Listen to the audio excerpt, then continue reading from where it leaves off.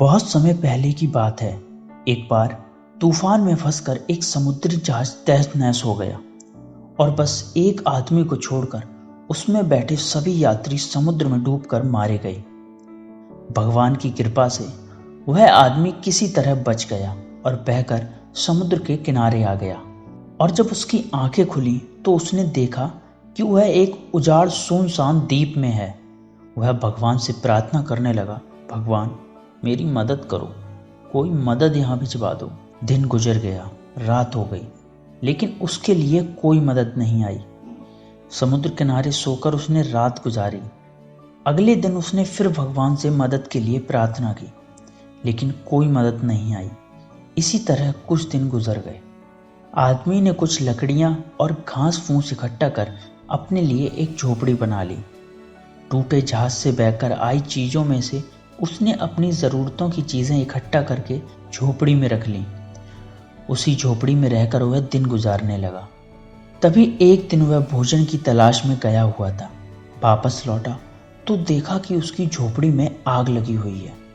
अपना एकमात्र आसरा उजड़ जाने से वह बहुत दुखी हुआ और आसमान की ओर सिर उठाकर भगवान को कोसने लगा, भगवान मैंने तुझसे मदद भेजने के लिए कहा और तूने ना सुनी। मन मारकर मैंने जीने के लिए यहाँ एक झोपड़ी बनाई तो तूने वो भी जला दी, मेरा आसरा छीन लिया। तू बड़ा निष्ठुर है। और इतना कह के वह रात समुद्र के किनारे सो गया। सुबह तेज आवाज से उसकी नींद खुल गई। उसने देखा एक समुद्री जहाज किनारे आ लगा है। वह खुश हो गया कि आखिरकार उसके लिए मदद आ ही गई। वह जहाज पर बैठा और जहाज चल पड़ा।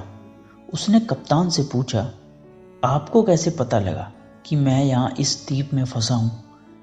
कैप्टन बोला, हमें रेस्क्यू के लिए फायर सिग्नल भेजा गया था। आदमी ने फिर बोला, पर मैंने तो फायर सिग्नल नहीं भेजा।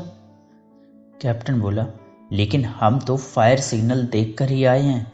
तभी आदमी को अपनी जलती हुई झोपड़ी याद आई और वह समझ गया कि भगवान ने उसकी सहायता भेजने की प्रार्थना सुनकर उसकी झोपड़ी जलाकर समुद्री जहाज को उसके इस द्वीप में फंसे होने का संकेत दिया था और वह भगवान को धन्यवाद करता है।